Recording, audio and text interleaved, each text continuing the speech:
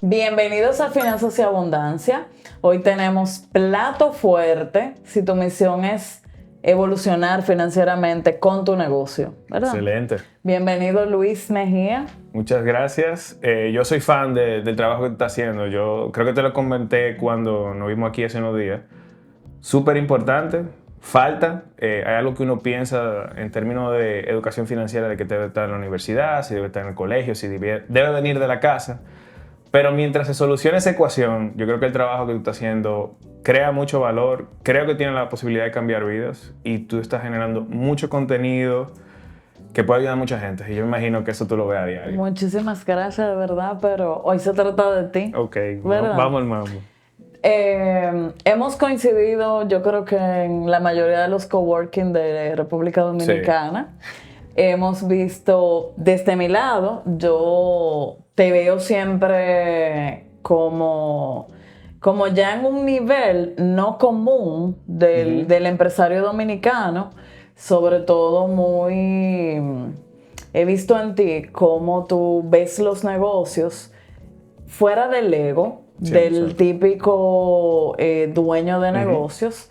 Y también apuestas a cosas que no estamos acostumbrados.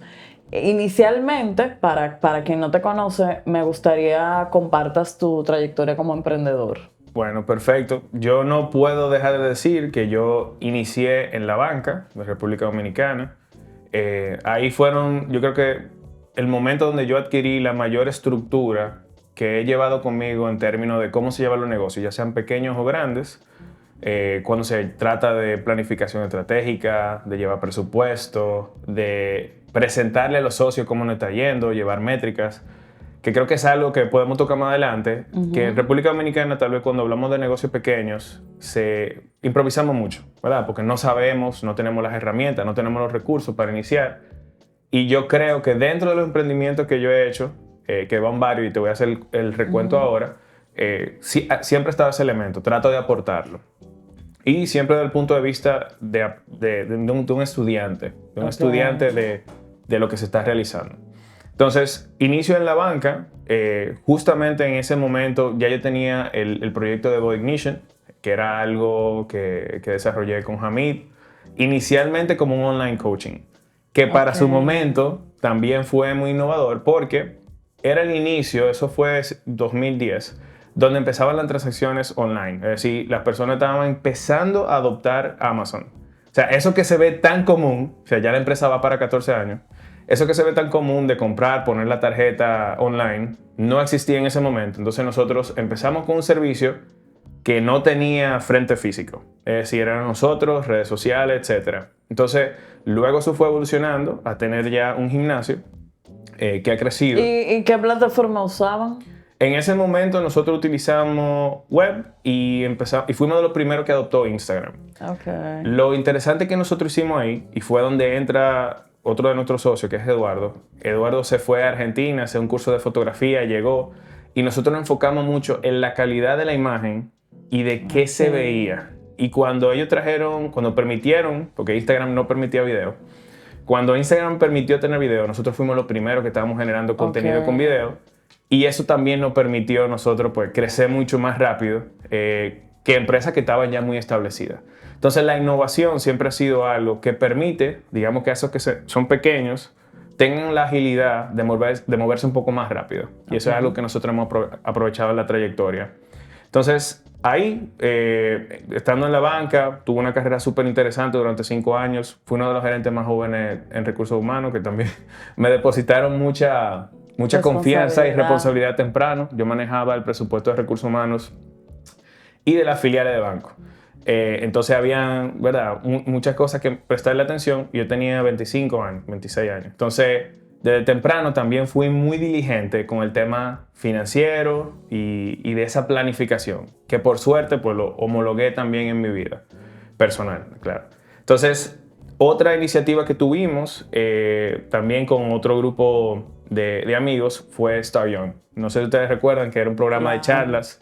Eso vino de una inspiración de querer traer TED Talks acá. Sí. Y nos enteramos que ya existía, pero no estaban pasando tanto. Entonces hicimos ese programa de charlas y era justamente tener este tipo de conversaciones entre personas que eran, vamos a decir la palabra jóvenes, o habían empezado negocios temprano, y que contaran su historia, cómo fue ese trayecto. Y ahí nosotros nos encontramos con personas que empezaron a medio tiempo, que tenían un trabajo fijo, que eran profesionales, pero empezaron su proyecto al lado y fue creciendo. Y eso fue algo también súper interesante. Y otro emprendimiento luego fue Curvo, que ese fue como el de más, yo diría, reto para mí en términos profesionales. Y de lo rigurosidad, ¿verdad? No, claro. Una de las empresas que invirtió en nosotros es una empresa que cotiza en bolsa. Entonces, para mí eso era otro nivel. Ya estábamos hablando de... Detalle un poco qué es Curvo. Sí, Curvo era o es una plataforma de venta y compra de vehículos usados donde nosotros garantizamos la evaluación del vehículo para que las personas compraran con confianza y tranquilidad y dábamos una garantía. Entonces, esa plataforma nosotros la llegamos a llevar a México, Colombia, y se desarrolló por allá. Y ahora estamos en un proceso de venta con una empresa brasileña. Pero como te decía, eso fue el reto más grande. Porque primero, como emprendedor local, yo no tenía experiencia llevando empresas a otros países, todo lo legal que conlleva eso, todo lo que tiene que ver con cómo se mueven los fondos entre países, los abogados que conlleva. Y dentro de ese aprendizaje, nosotros fuimos el startup que llevó, digamos, el crecimiento o la atracción más grande en el Caribe y República Dominicana. Lo que sí coincidió con una época donde las inversiones se frizaron, que fue la guerra de Ucrania, y todo lo que era inversión de riesgo, o como se llama, de venture capital, se paralizó un poco. Y ahí entonces nosotros decidimos, en vista de que no había tanto fondo disponible, pues bueno, vamos a hacer una venta con una empresa mucho más grande, nos aliamos y seguimos creciendo de esa manera. Pero dentro de esos 3 años yo creo que es el salto más pronunciado en términos de responsabilidad, de aprendizaje, y todo vino desde un punto de vista de curiosidad y de tener una mentalidad de crecimiento continuo, que yo creo que es una de las cosas más valiosas que podemos discutir el día de hoy, sobre cómo tú puedes cambiar tu futuro, viendo la situación donde tú estás ahora mismo, sea cual sea. Tener una mentalidad de crecimiento es lo que te va a permitir a ti conseguir nuevas herramientas, que esas herramientas tú puedes convertir en remuneración. Tú puedes ser la persona más austera del mundo, no gastar ni un peso, pero si tú no tienes la capacidad de generar más ingresos, o sea, no hay forma. Se acaba en un momento. No hay forma. Y los sacrificios no son sostenibles en el tiempo. Te voy a interrumpir con 2 cositas. Como emprendedor, entiendes que si te tocara volver a emprender de cero, ¿preferirías el camino de irte primero por un camino corporativo antes de me gradué y arranqué con mi emprendimiento? ¿Qué hubieras hecho diferente? Yo creo que, bueno, ahí hay 2 preguntas interesantes. La primera es que yo he visto siempre que las personas que tienen una base empresarial tienen la ventaja. ¿Por qué? Cuando tú llegas a una empresa y tú no sabes absolutamente nada, tú literalmente viniste del colegio, tienes mucha teoría, pero la práctica, cómo se llevan reuniones, cómo se presenta, cómo se llegan a las entregas a tiempo, todo ese tipo de cosas tú la aprendes con la experiencia. Entonces, sí, o sea, está muy bien que nosotros tengamos un emprendimiento temprano, pero depende de qué tipo de emprendimiento. Si estamos pensando, bueno, quiero un dinerito extra, bueno, creo que ahí no hace mucha diferencia. Pero si estamos hablando de que tú estás pensando en una empresa que tú quieres desarrollar, aunque empiece contigo en no sé, en un sótano, pero tiene una visión de que crezca y sea una empresa realmente grande, creo que siempre va a tener un retorno invaluable que tú tengas un background o una base. Y para mí, claro, eso te va a cortar muchísimo tropezones. Una empresa que tenga 40, 50 años, ya tiene 50 años acumulados de aprendizaje. Y eso tú te lo llevas y arriba de eso te están pagando. Entonces yo creo que hay un mito con eso de yo no quiero ser empleado. La palabra empleado hasta empieza a sonar mal últimamente. Cuando la gente no considera que es un lugar donde tú te puedes equivocar, tú puedes aprender, tú te puedes desarrollar. Y otro paga por tus errores. ¿No? Y tú no eres el último responsable de los ingresos de esa empresa, no eres tú. Tal vez son 7,000 otras personas. Entonces es muy bajo riesgo versus empezar un negocio. Entonces yo creo que eso es algo que hay que pensar y tiene un gran valor. Tener una carrera también y llegar a un nivel alto también tiene una recompensa muy interesante. Entonces yo creo que hay que empezar a ver eso de una manera diferente. Yo creo que la gente ahora, si es como que la palabra empleado suena como hasta negativo. Y lo otro se siente cool. Y lo otro se siente cool, pero no tiene mucho de cool. O sea, ahí podemos hablar muchas cosas sobre el balance vida-trabajo que la gente busca. El balance vida-trabajo no es algo que nosotros merecemos. Eso se consigue. Y cuando digo se consigue, es que hay que ganárselo. Y un paréntesis ahí. Hubo un momento que, o sea, tú entiendes que hay un momento de perder ese balance y que no todo el tiempo podemos vivir en ese balance. Yo tengo una actitud que es muy de esfuerzo y de retarse a uno mismo.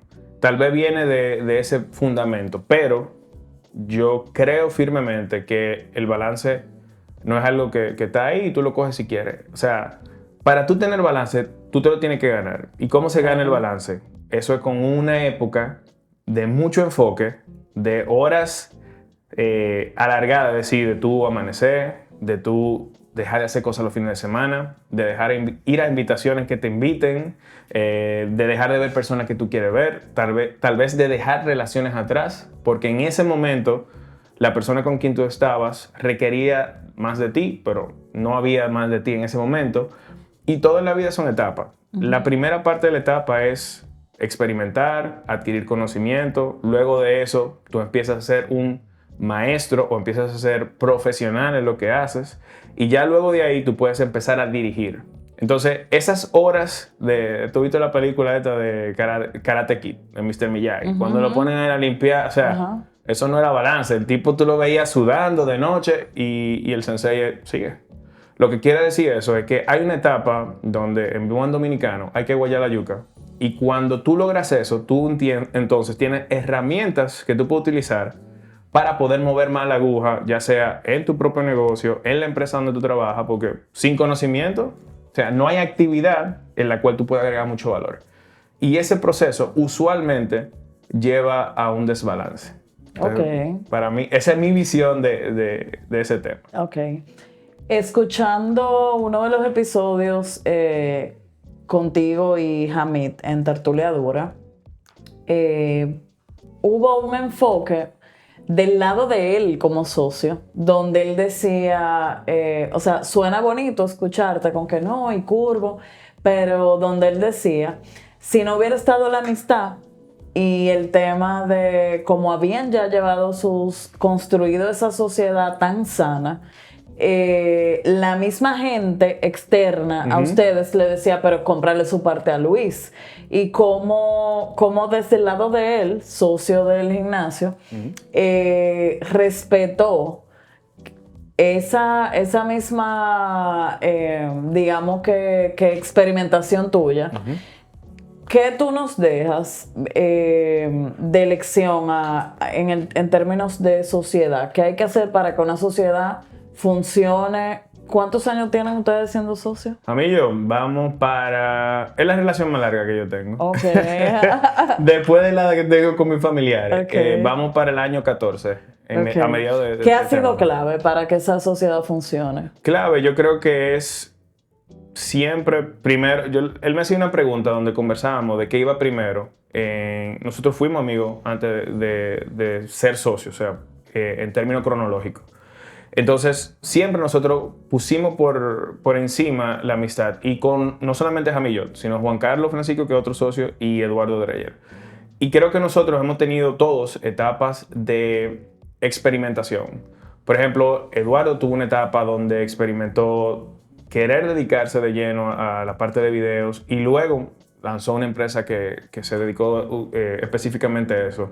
Hamid tuvo una etapa donde estuvo probando CrossFit y se enfocó 100% en CrossFit, tanto que salió digamos, casi de lo que eran las operaciones del tipo de entrenamiento que nosotros ofrecemos en Body Ignition. Entonces, nosotros creo que hemos sido abiertos y al priorizar esa amistad, nosotros hemos tenido la suficiente visión de entender que lo que estamos construyendo es más grande que algo incidental o del momento. Entonces yo creo que tener esa visión nos ha traído un retorno mucho más grande a tomar decisiones por cosas que son de corto plazo. Okay. Y al poder priorizarlas, pues entonces nos trae hasta donde estamos hoy, que ha sido, y probablemente si tú conversas con él, una de las etapas más interesantes de nosotros, donde ya estamos empezando a hablar de escalabilidad. Y dejamos el gimnasio que tenía una o dos sucursales, ya estamos conversando de la cuarta, la quinta, cómo se ve inversiones de capital. Entonces ya el negocio está teniendo otro matiz donde empiezan a pesar más, digamos, las especializaciones que yo he tenido con la experiencia pasada. Entonces todo tiene su momento y hemos tenido la capacidad de tener esa foto a grande escala y no solamente lo que está pasando en un periodo corto de tiempo. Ok. ¿Cómo se logra pasar de tener un gimnasio a tener una cadena? O sea, ¿qué hace la diferencia? Esa es una pregunta muy interesante, porque lo que te lleva a tener un gimnasio de 200 miembros no es lo que te va a llevar a tener un gimnasio de 1000, 2000, 3000 miembros. Entonces, yo lo dividiría en 3 elementos. El primero es la gente. Cuando tú estás trabajando con una cantidad pequeña o cuando tú estás en ese periodo romántico de los primeros años, el equipo eres tú y tu socio.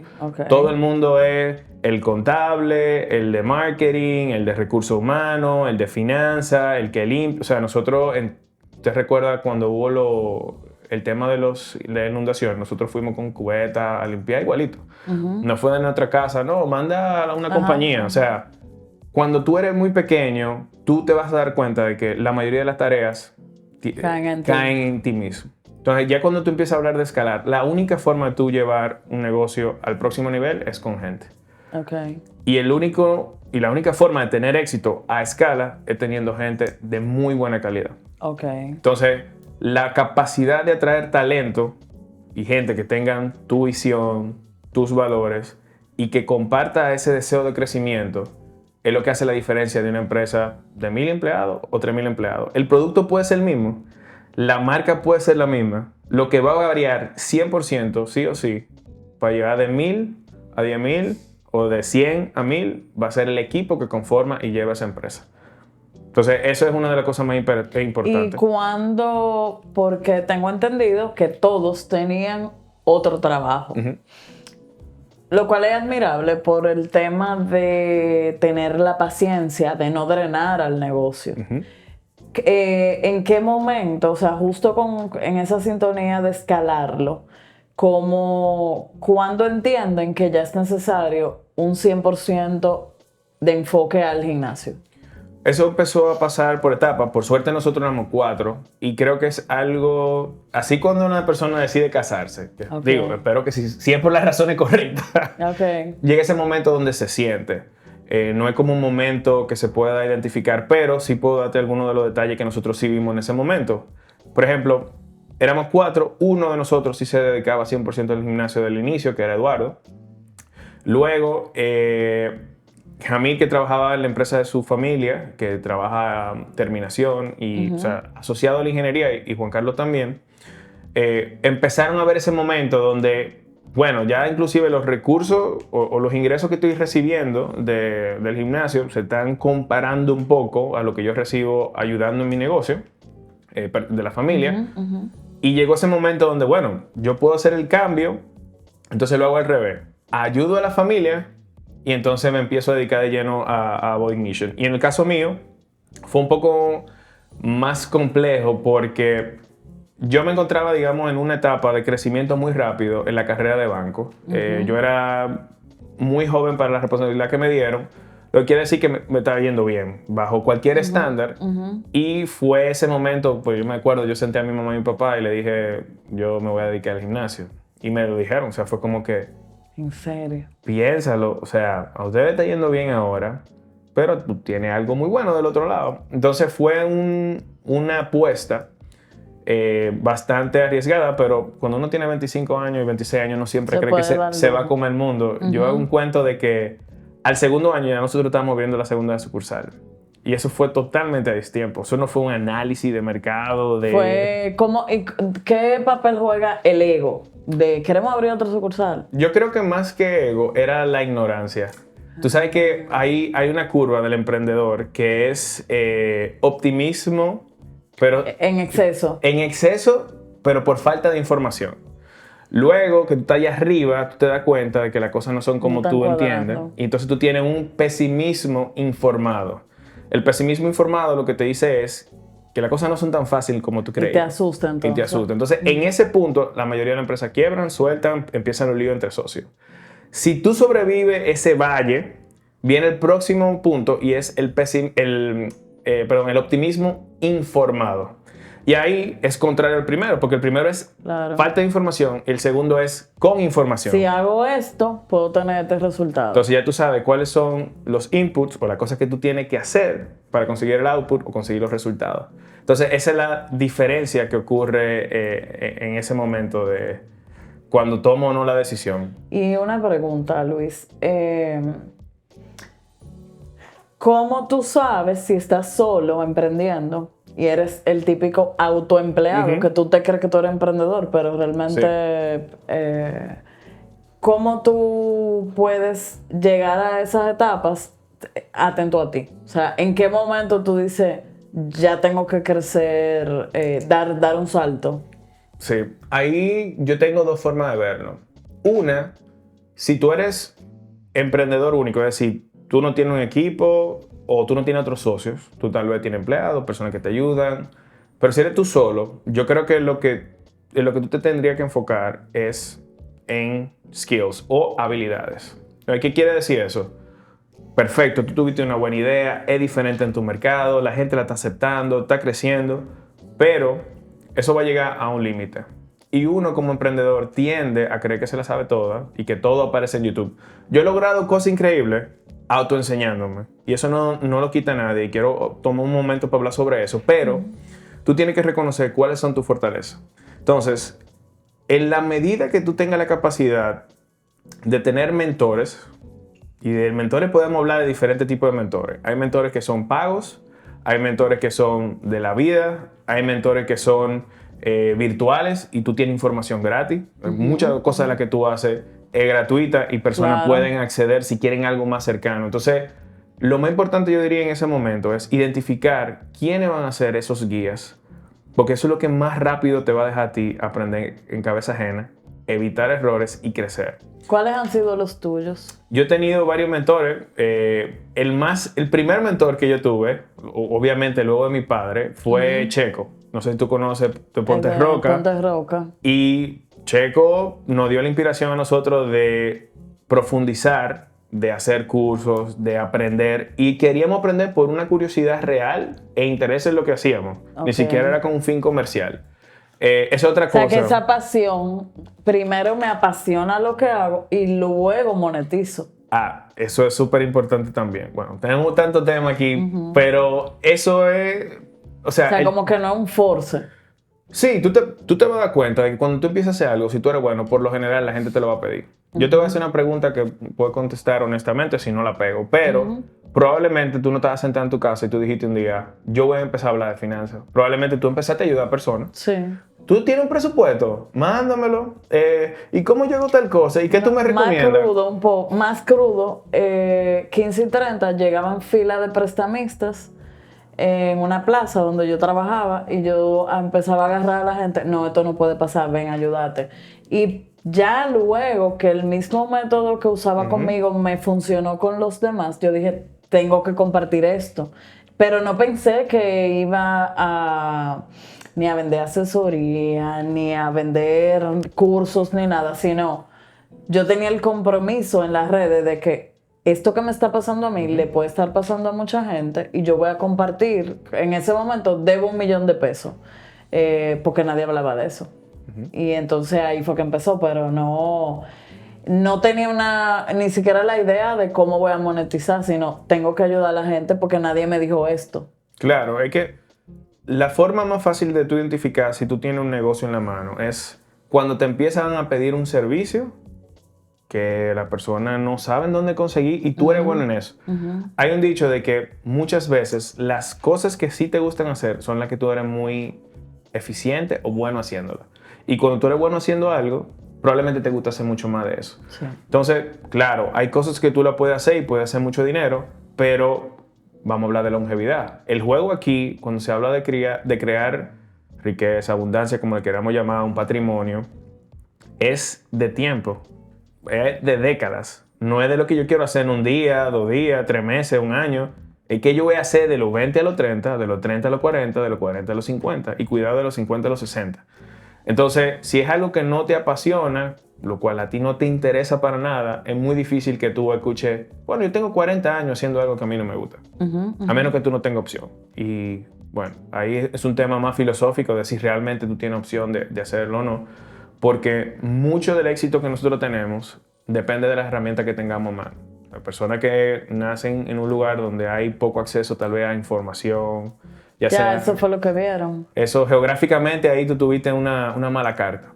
Pero asumiendo que tú tienes acceso a escucharnos, tú tienes acceso a internet. Y tú puedes tener acceso a crear cualquier cosa, a informarte sobre cualquier cosa, a mejorar, a aprender, y que eso se convierta en un servicio o una empresa. Entonces, viéndolo de esa forma, yo creo que tú diste justamente en el punto. Si tú puedes tener la capacidad de agregar valor, probablemente no te tienes que preguntar si tú puedes hacer un negocio de eso o no. Probablemente ya te están pidiendo ayuda y es buscar la forma de seguir entregando valor y que la misma gente te diga en qué tú lo puedes ayudar. Ok.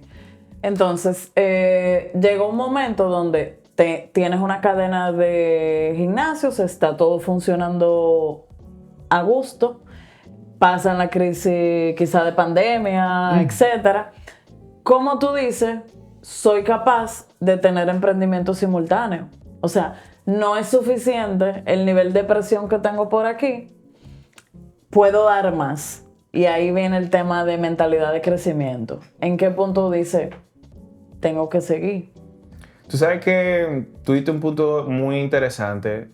Muchas veces se cuenta lo bonito, el crecimiento, la historia de éxito, pero yo te puedo decir con toda sinceridad que el momento de donde primero, nosotros fuimos el primer gimnasio que cerró porque estábamos viendo lo que iba a pasar. Y luego, en pandemia. En pandemia.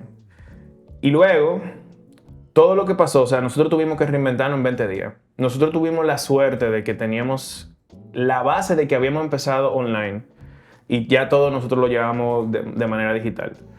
Seguimos programándole a los clientes de manera digital, empezamos a hacer webinars, empezamos a prestar los equipos del gimnasio para que la gente pudiera seguir entrenando. Como la gente no estaba ganando dinero, redujimos como un 50% de lo que estábamos cobrando y mantuvimos a todo el mundo con su trabajo dentro del gimnasio, sobrevivimos. Y fue una época donde yo relajaba con un amigo, donde nosotros decidimos invertir. Okay. O sea, en un momento tan difícil, nosotros invertimos en una asesoría que tenía que ver con marketing. Y tuvimos justamente la duda de, wow, pero en pandemia yo me voy a poner a hacer marketing. Pero nosotros tuvimos que entender que nosotros estamos brindando un servicio que otorgaba valor. Nosotros creamos comunidad, creamos algo que la gente podía buscar en un espacio del día para no volverse loco, y entendimos que estábamos agregando valor. Y eso nos dio la confianza a nosotros de decir, es que nosotros estamos ayudando a la gente con esto. Y estamos entregando algo que tiene valor. Entonces, con relación a lo que tú mencionabas de cómo enfocarse en una sola cosa, en ese momento yo no estaba al tanto de eso, pero creo que es algo que yo vengo a entender y profundizar más ahora. Y es que el enfoque te puede garantizar a ti retornos enormes. ¿Qué quiere decir eso? Tú sabes que hay un dicho que los millonarios tienen 7 fuentes de ingresos. Pero lo que la gente no está viendo es cómo ellos llegaron a esas 7 fuentes de ingresos. Probablemente fue con una sola que les fue muy bien y luego vino un proceso de diversificar. Es como la gente que te dice que se pasa 30, 40 años fajado y después te dice, no, la salud es muy importante y el equilibrio. Ahí la quiero recuperar. Pero en ese momento que la están recuperando. ¿Qué pasa? Yo creo que muchas veces vemos el resultado final de cómo la persona se ve hoy y no analizamos qué hizo esa persona para lograr eso. Entonces, cuando lo analizamos desde ese punto de vista, tú te vas a dar cuenta que muchas veces esa persona que está hablando de salud, etcétera, fue porque pasó por un periodo donde tal vez obvió su salud y hubo un proceso de desequilibrio.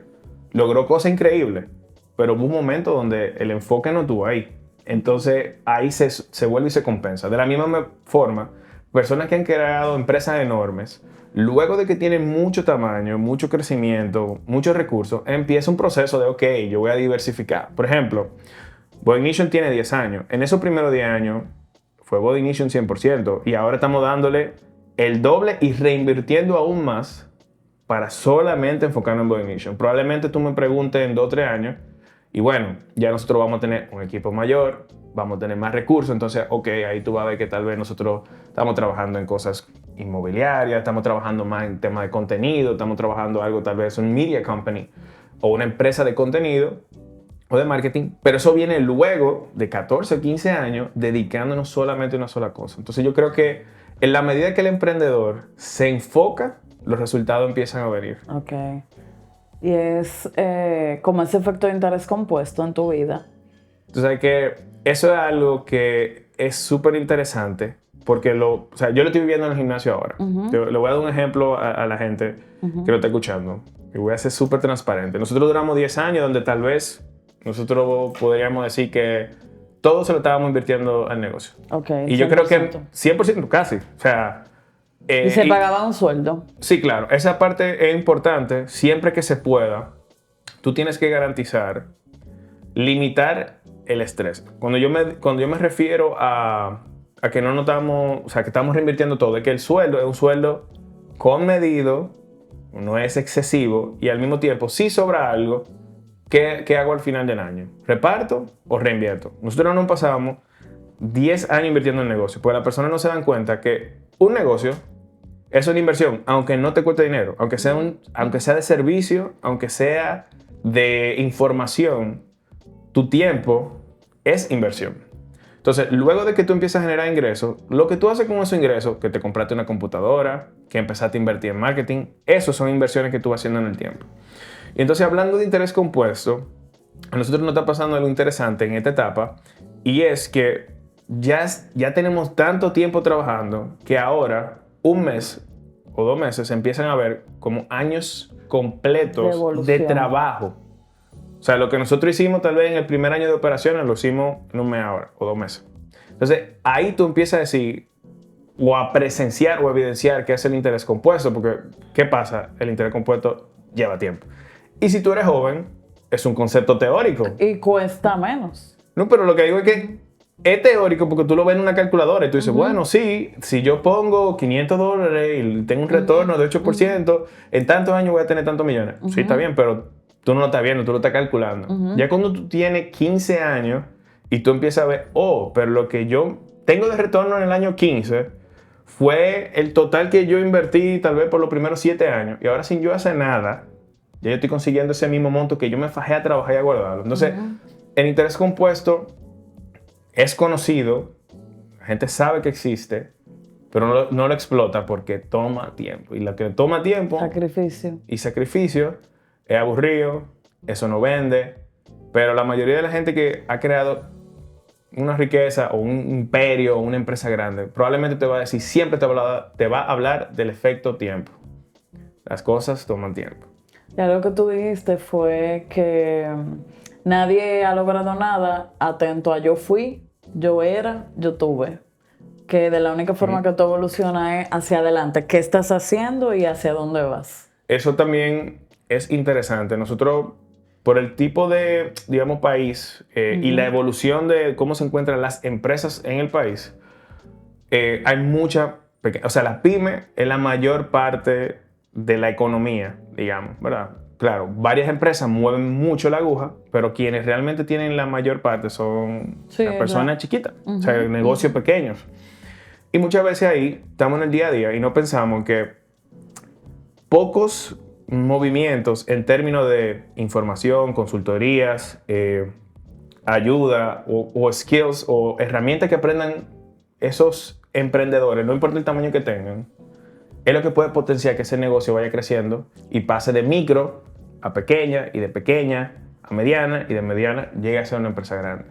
Entonces, para mí, si nosotros tuviésemos más apertura a saber que no nos la sabemos todas, como emprendedores dominicanos, o en este país, yo creo que si nosotros nos abriéramos más a consumir información de personas que ya han logrado éxito, y nosotros podemos acortar ese trayecto de que nos va a costar 1 año, 5 años, etcétera, y lo podemos traer al presente simplemente con alguien que ya ha logrado algo que nosotros queremos lograr. Yo creo que si estuviésemos más abiertos a eso y a ese tipo de inversiones, todas las empresas crecieran más rápido. Aquí pensamos que invertir es comprar maquinaria, invertir en espacio físico, pero conocimiento es lo que más retorno trae. Agrandar el negocio físicamente.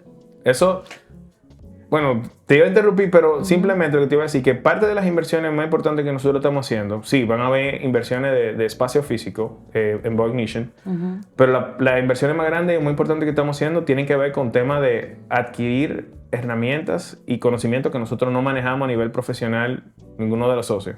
Es decir, por ejemplo, allá no hay nadie que sea experto en marketing, pero yo conozco gente muy buena en marketing. Entonces, me pongo a inventar la rueda, duro 5 años en aprender eso. Lo va a lograr. Lo logro, pero ¿y esos 5 años de...? El costo. El costo de oportunidad de esos 5 años, nadie me lo va a devolver. Sí. Por ahí mismo, ¿qué indicadores deberíamos revisar para medir que nuestro negocio es exitoso? Excelente. Creo que una de las primeras cosas que nosotros tenemos que ver, y puede ser que si nosotros recibimos ingresos del negocio o el negocio es parte de nuestra finanza, podemos ver mucha liquidez o vemos liquidez que nos permite sostener el estilo de vida. No nos damos cuenta si está creciendo o no está creciendo. Hay 2 formas de crecer. O tú facturas más o generas mayor ingreso, o tú reduces gastos y lo que te queda disponible para usarlo, ¿verdad?, crece a medida que tú reduces tu gasto. Igual que en las finanzas personales. Entonces, los indicadores que nosotros llevamos como métrica más importante y creo que aplican a nivel general es cuáles son tus márgenes operativos, cuáles son tus ingresos, lo pueden medir, como son negocios pequeños, debería medirse mensual. Ya lo grande hablan de... Y que también depende del modelo, porque hay negocios en nuestro país que para medir eso necesitan obligatoriamente que medir la gestión de cobranzas. Correcto. Pero en el caso de ustedes, el que no paga no entrena. Perfecto. O sea, es diferente el cash flow ahí. Sí. Tú sabes que, bueno, parte de algo que no hablé al inicio es que yo estoy trabajando con toda esta experiencia de los últimos años. Estamos trabajando con consultorías y estamos trabajando con empresas muy grandes que tienen ciclos de cobros de 90 días, etc. Entonces, ahí ya sí no empezamos a hablar de los KPIs o los indicadores más principales, sino que nos vamos a secundario y terciario. Que en resumen, quiere decir que tú estás viendo cuáles son los incentivos a la gestión de cobro, cuáles son los beneficios que tú le puedes transferir al cliente por pronto pago. Porque cuando hablamos en ese sentido, tiene que haber un incentivo a pagar a tiempo, por pagar a 30, 60, 90, cómo yo mido la gestión de mi equipo, pero cómo eso le puede beneficiar también a mi socio comercial. No le vamos a llamar cliente porque la idea para mí de que los clientes no se vean como clientes y se vean como socios comerciales en tipo de empresas que trabajan como siendo la distribuidora de algún servicio o producto, si lo vemos de esa manera, yo creo que es mucho más interesante y mucho más intencional la relación que queremos lograr. ¿Por qué? Porque yo estoy buscando que tú crezcas también. En los negocios lo que más suma es que todas las relaciones tengan un componente de ganar-ganar. Si yo soy el que estoy ganando como comerciante y pierde mi cliente, eso va a ser finito, así se va a acabar.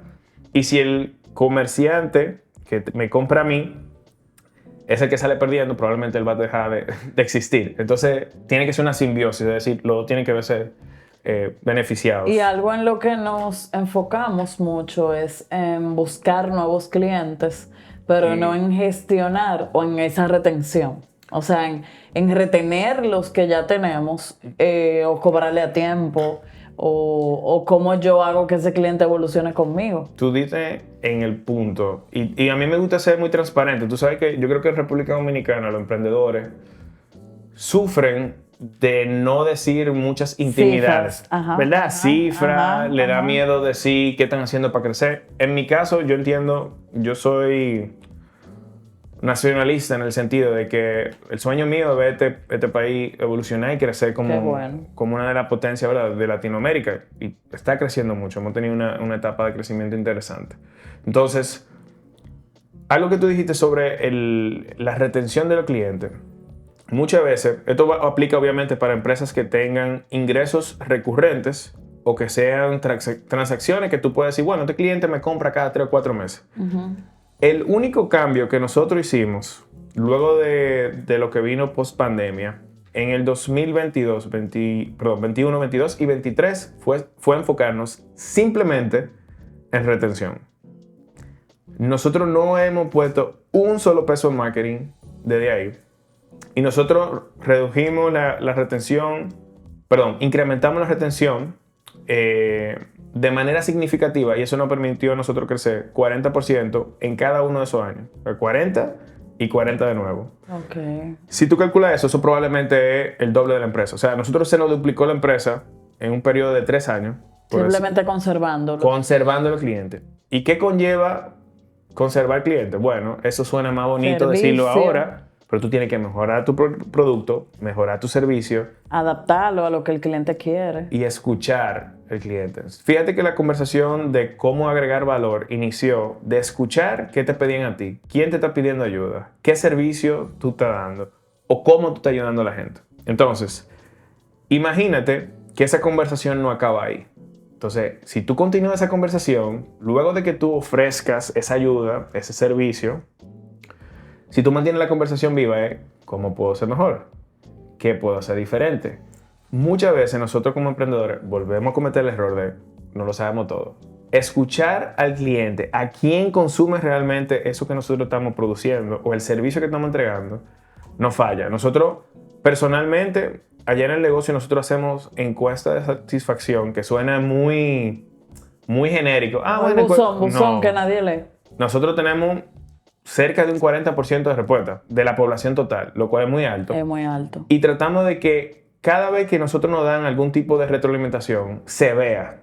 Porque el problema es cuando tú empiezas a hacer preguntas y no se ve nada. Claro, tú dices no respondo. No responden. Entonces, es importante. Si yo pudiese dejar que alguien se lleve algo del día de hoy, de aquellos que sí tienen un negocio del tamaño que sea, si se puede acercar al cliente y entender cómo le haría la vida más fácil, cómo le gustaría que el producto esté evolucionando, probablemente eso va a ser una llave para permitir que el negocio crezca mucho más. Eso es algo súper importante tener en cuenta. Wow, que yo lo que quiero es cómo salía aquí. Tenemos un tema de era digital, sí, de recorte de posiciones internacionalmente. En todas las empresas de tecnología están haciendo recortes importantes.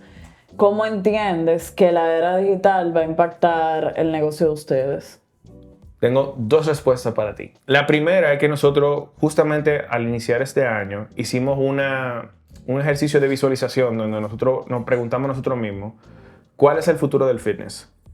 Y aquí nosotros empezamos a indagar sobre las iniciativas que estaban moviendo el mundo del fitness.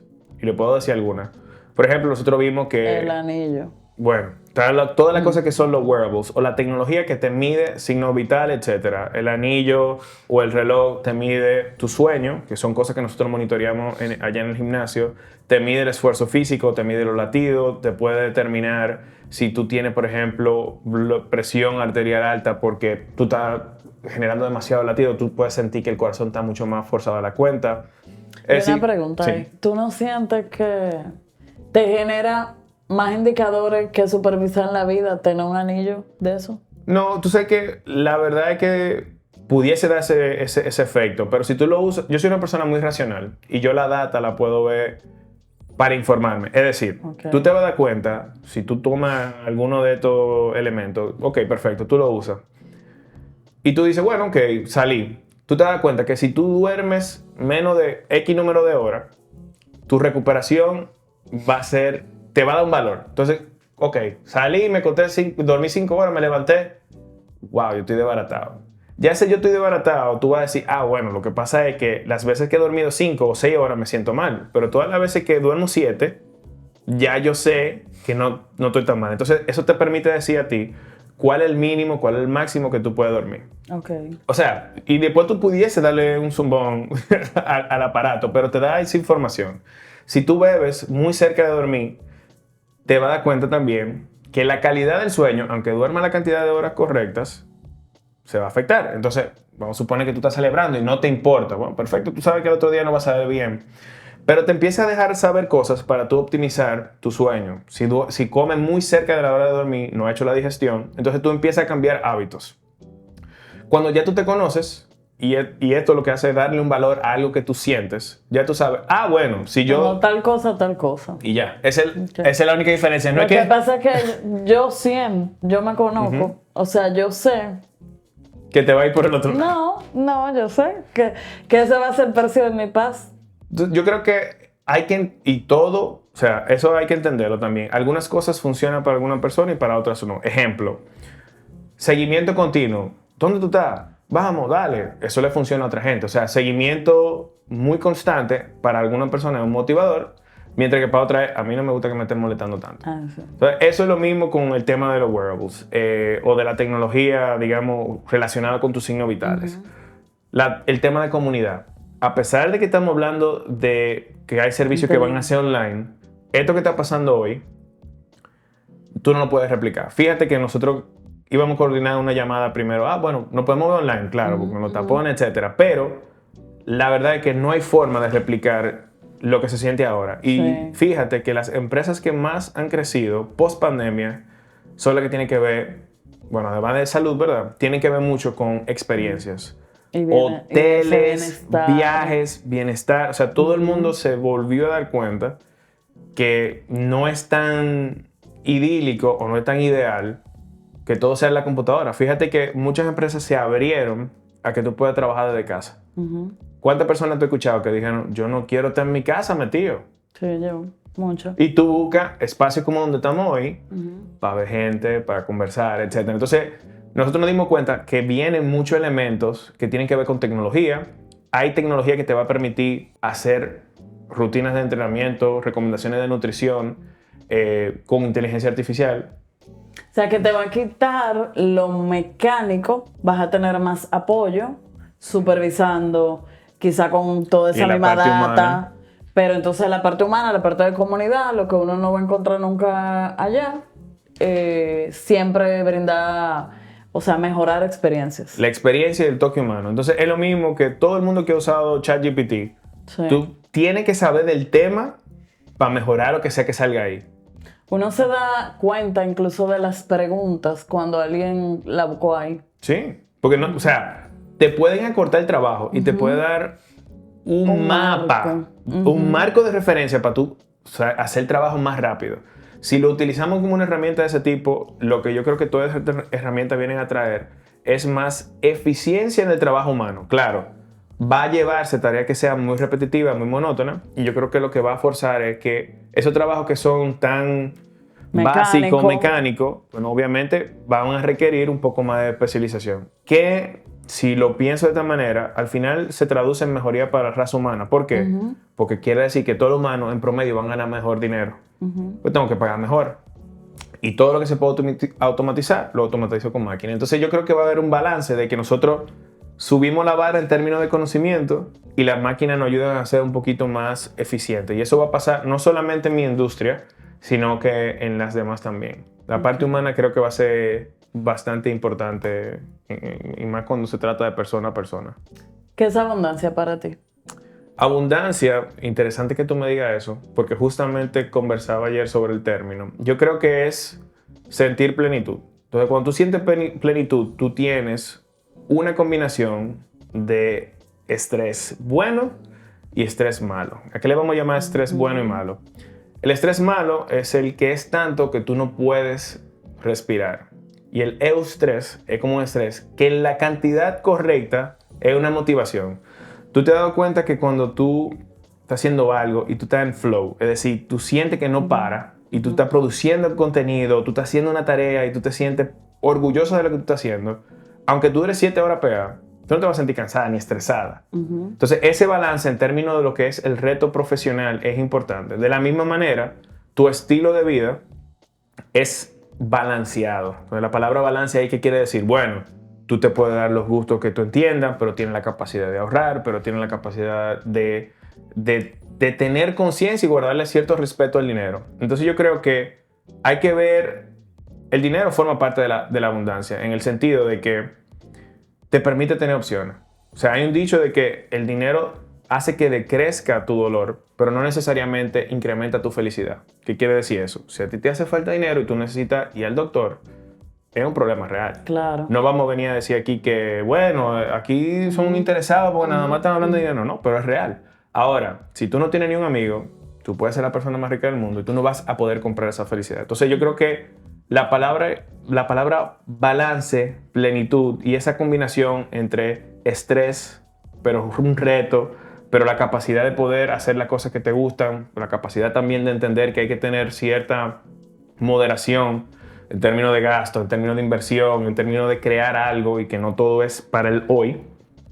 Yo creo que va por ahí. Obviamente eso va cambiando a medida que uno tiene cierta edad. Y yo creo que tener dentro de ese esquema de abundancia amigos, familiares y, vamos a decir, socios que vayan alineados con tus valores. Si tú te rodeas de esos elementos que yo estoy hablando, yo creo que es muy difícil que tú te sientas mal o depresivo en tu vida.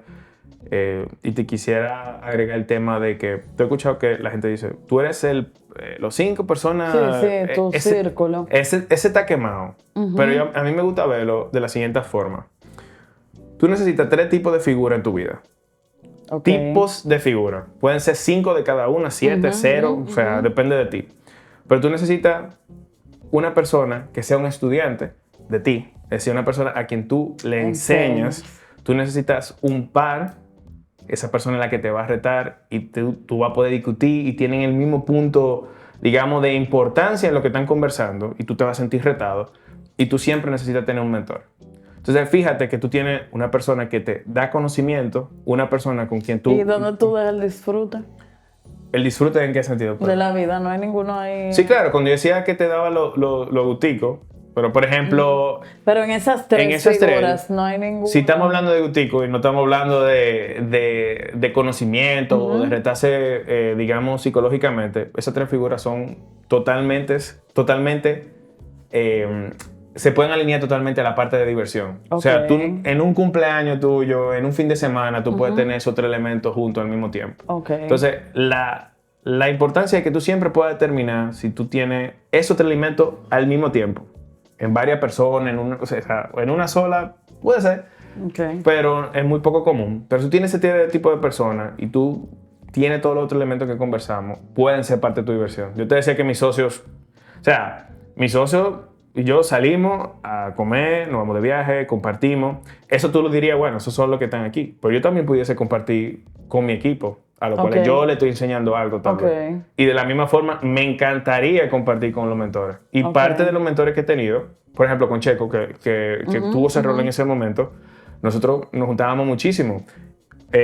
Hacíamos comida, entrenábamos juntos, o sea, veíamos películas, o sea, había hasta un grupo. Entonces yo creo que no hay que elegir para qué sirven esos 3, sino tener esos 3 y saber que hay... y saber aprovecharlo. Exacto. Una pregunta un poquito quizás distinta. En mis asesorías he tenido mucha gente que viene de la banca por la presión de... hay una combinación entre consumo excesivo, fácil acceso a crédito y se le va de las manos. O sea, de mis clientes más endeudados vienen de la banca. Por el otro lado, cuando ya tú trabajas en un gimnasio, tú tienes 0 presión de aparentar. Vamos a hablar sobre eso. ¿Cómo esos 2 mundos y esos hábitos tú entiendes que en algún momento han impactado en ti? Bueno, lo primero es... O si se ve ese tema. Oh, no, espérate. Mi mamá se escucha eso.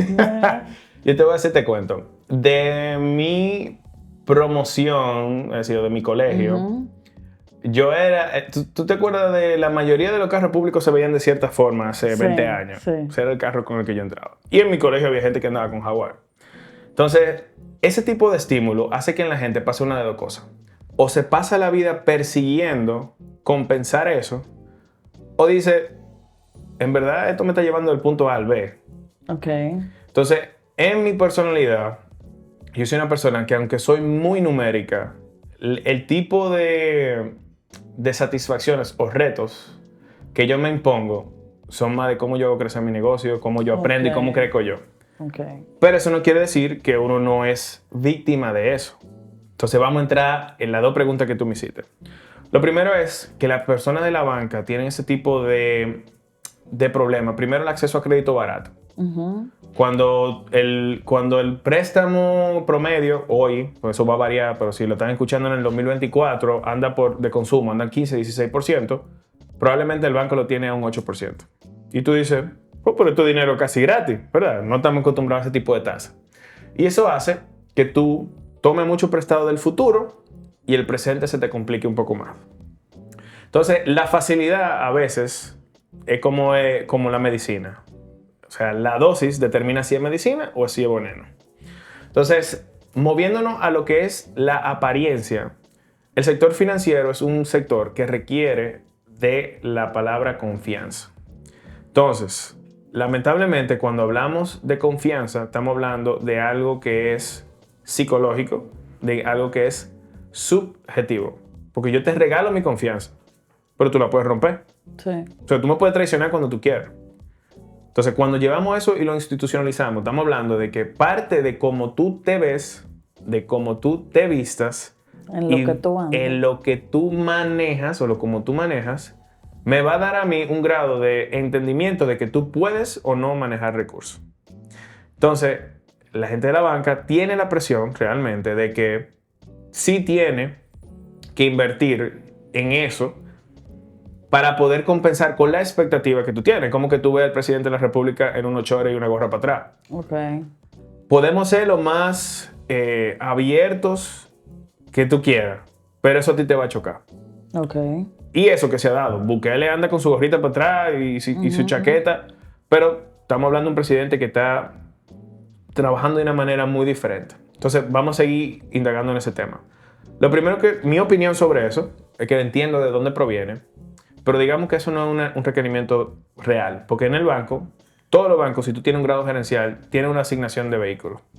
Probablemente tú no te tienes que meter en un lío para el tema del vehículo. Y la ropa tampoco te tiene que volver loco. Pero para mí, y me van a disculpar que yo que vengo de ese sector, una de las inversiones, y le voy a decir la palabra inversión, porque realmente no es inversión, a menos de cómo lo veamos. Un vehículo nuevo es lo peor que tú puedes hacer en tu vida. Y si tú lo tienes que financiar, peor aún. A menos que sea un vehículo que te permite generar ingresos, es decir, que tú estás haciendo una especie de inversión y tú vas a obtener un retorno, o ese vehículo tú no tienes el nombre de la empresa, que a medida que se va depreciando, tú lo puedes reportar o lo puedes reconocer. Y va teniendo una ventaja fiscal. Tú puedes tener una ventaja fiscal. Ahora, si ese vehículo tú lo usas para ir para el súper, para moverte tú y lo buscaste nuevo, y tiene un préstamo con eso, y arriba de eso el carro es mucho más caro de lo que tú deberías comprar, esa es la decisión más estúpida que tú puedes hacer con tu dinero. A menos que te sobre demasiado y a ti no te importe. Pero como yo entiendo que a la gente que está aquí le importa lo que está haciendo con su dinero, eso es muy poco racional, digamos. Entonces, en el gimnasio, ya entrando a esa última parte de tu pregunta, irónicamente, a pesar de que tú pensarías que es mucho más relajado, el tipo de clientes que vaya, podríamos, si lo clasificamos en términos de lo que es marketing, puede ser B a más, ¿verdad? Entonces, de la misma forma, tú quieres que la persona a quien tú le estás entregando tu salud, no solamente se vea de cierta forma, sino que se comunique de cierta forma, tenga cierta educación y del mismo modo tenga acceso a recursos. Porque siempre que tú sientas que hay una disparidad muy grande entre tu forma de comunicarte con una persona y otra, tú vas a sentir una desconexión. Y esto es algo muy cercano. Es como que tú vayas a buscar un psicólogo y el psicólogo solamente te habla de términos técnicos, como si fuera que tú tuviese un PhD. Para que no solamente en términos monetarios, no, sino es qué tan cercano que tú nosotros... haces clic con la persona. Entonces, esos son los intangibles que nosotros vemos. Entonces, hay veces, yo creo que ese tema aquí principalmente... Pero es menos presión, porque que tú... No, o sea, tú puedes invertir en unos buenos tenis y a menos que no seas maratonista, no te va a pasar mes a mes comprando tenis. Claro, o sea... Ropa puede comprar las mujeres y dependiendo del gimnasio es un presupuesto completo, pero de lo que veo de fuera es como que compro algo bueno, pero no tengo presión de estar comprando todos los meses, toda la semana. Nosotros tenemos relajo que la gente entra al gimnasio y sola cambia la forma de que se cambia a las 2 semanas, si nunca ha ido allá. Porque allá no hay una presión de... No, o sea, no existe, la persona llega normal, pero hay un comportamiento ya grupal. Y la gente termina haciendo inversiones que a lo mejor no necesita hacer en tenis o ropa. Tiene 50,000 licras, tiene 50,000 t-shirts y tenis. Y después otra cosa. Dicen que los seres humanos trabajamos de dos formas. O por hábito o por copia. Ok. Y cuando hablamos del tema de las apariencias, puede venir por ahí. Pero yo soy... O sea que en ambos ambientes tú entiendes que existe la misma presión. Sí, porque o sea, presión social igual. Es una presión. En República Dominicana, lamentablemente, la vara... Y eso te iba a preguntar. República Dominicana, tú que has ido a Colombia, a México, ¿misma presión? No, pero en Colombia todo el mundo anda en motor y no hay problema. Tú puedes ser dueño de empresa o no. Entonces, no hay tema. Presión aquí. Aquí hay un tema grande con el display o cómo yo muestro mi estilo de vida. No sé por qué. Yo soy una persona que yo tuve un proceso donde yo dejé de utilizar Instagram como en forma de, digamos, de compartir mi vida, precisamente porque yo tenía esa duda. Inicialmente yo lo utilizaba mucho porque en el gimnasio nosotros compartimos estilo de vida. Cómo yo como, cómo yo descanso, cómo yo entreno, a dónde voy. Y eso da una sensación... Eso da una sensación de... De que yo estoy... O sea, ya él lleva 1 hora de ejercicio y yo estoy aquí acostado. Entonces yo me dije... Pero yo dije, ok, si yo voy a utilizar las redes sociales, yo quisiera utilizarlas de una forma en que yo estoy agregando valor. Luego de tu pausa. Luego de mi pausa. Ese fue mi entendimiento. Ahora yo dije, ok, ¿cómo yo... O sea, yo tengo algo que entregar, pero ¿cómo lo hago de una manera que no sea, mira lo que yo hice, sino...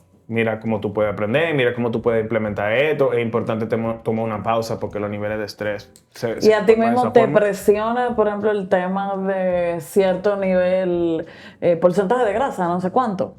Sí, pero más del punto... Nosotros hemos cambiado yo creo que la óptica en términos de... Inicialmente era muy los cuadritos, las 12 semanas. Ahora nosotros nos estamos moviendo a algo que es más orientado a salud. Es decir, cómo están tus marcadores de salud internamente. Es decir, cómo está tu presión, cómo está tu porcentaje de grasa. ¿Está dentro de un porcentaje de grasa estable? ¿Cómo está tu masa muscular? ¿Cómo está el balance de esa masa muscular? ¿Cómo está el colesterol? O sea, ahora nosotros estamos viendo, claro, nos estamos acercando a los 40. Estamos entendiendo que es más holístico. Y no solamente esa parte de visual, sino cómo está mi cuerpo por dentro. Claro. Y mucho de eso se toca con la parte de nutrición y de hábitos. Yo te puedo decir un ejemplo a ti, tú que hablabas del reloj. Desde que da viernes, yo aprovecho y me voy mucho de fin de semana. Y desde que sale el viernes, mi promedio de cómo se encuentra mi corazón latiendo el viernes, a lo mejor anda por 75 beats per minute o latido por minuto. A mí me llega tan bajito como 53 los domingos. Entonces, ese balance... ¿Y en la semana? En la semana anda por 70. Entonces, eso es muy drástico. Entonces, tú puedes entender ya el efecto que tiene la carga de trabajo, el estrés que nosotros nos autoimponemos a veces, tiene un costo a nivel del cuerpo. Y no solamente si yo me veo fuerte o no. Claro. Entonces, es el tipo de cosas que nosotros, a medida que hemos madurado con el negocio... ¿Y de qué te valen los cuadritos si no tienes salud? Si no llega. Entonces, eso es algo o que... O el tema de depresión. Yo trabajaba en gimnasio también y veía mucho campeones, pero que entonces se derrumbaban emocionalmente. Bueno, parte de nuestro staff competía y yo vi mucha gente llorando.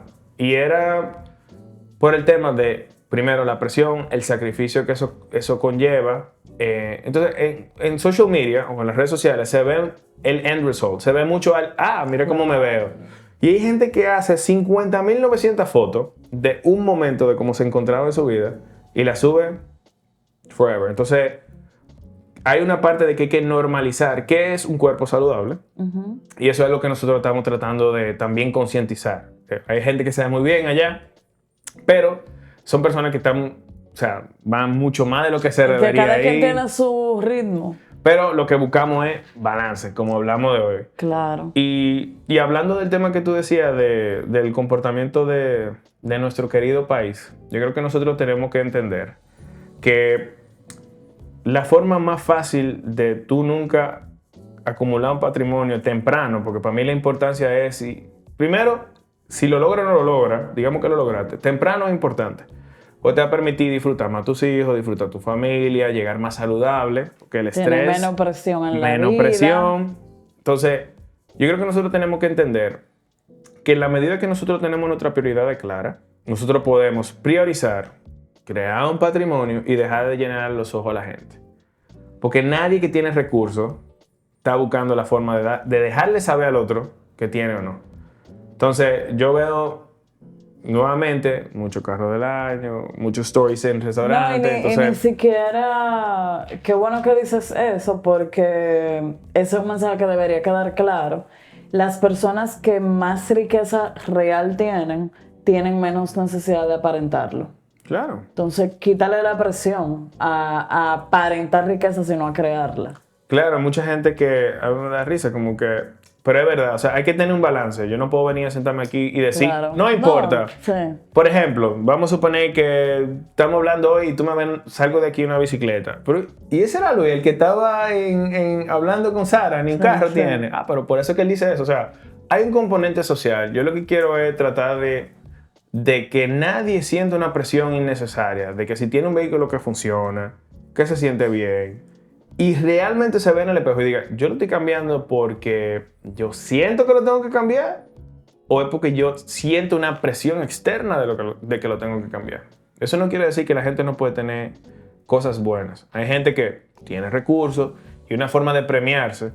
Claro, Es claro, esa.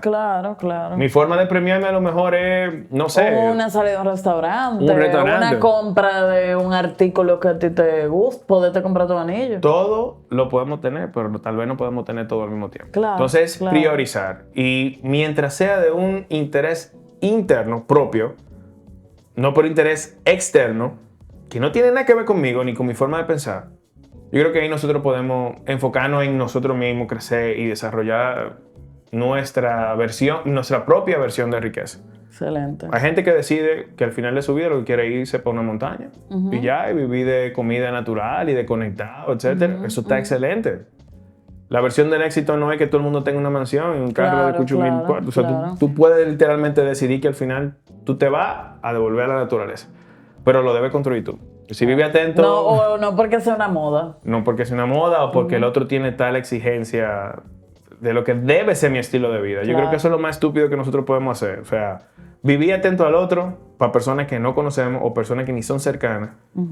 Porque si son cercanas, yo no creo que estén, o sea, forzando a hacer eso. Claro. Y si te están forzando a hacer eso y son cercanas, tú deberías revisar quiénes son los que están cerca de ti. Bueno, Luis, yo creo que debemos tener una segunda entrega. Sí, no hablamos nada de lo que tenía apuntado aquí, pero eso quiere decir que hay mucha tela que cortar. Sí. Y para darle chance a que sea el mismo público que nos indique sobre qué quiere seguir profundizando. O si le interesan los temas que hablamos. O dejarte, ¿verdad? Que tú lo que tengas... Que tomemos parte de lo que tenemos aquí, pero sí. Yo creo que aguanta fácil un webinar. Bueno, eso fue interesante. Sí, ¿verdad? Yo me apunto para lo que sea, la verdad. Contento de que me haya dado la oportunidad de conversar contigo. También lo disfruto mucho. No, el honor es mío y sé que mucha gente que aplique la mitad de los conceptos que has compartido hoy aquí puede tener un cambio visible de inmediato en cualquier emprendimiento que tenga o en su empresa. Gracias por venir. Compartan este episodio con todo el que le pudiera ser útil. Suscríbanse y déjenlo en los comentarios para seguirlos ayudando a avanzar. Gracias.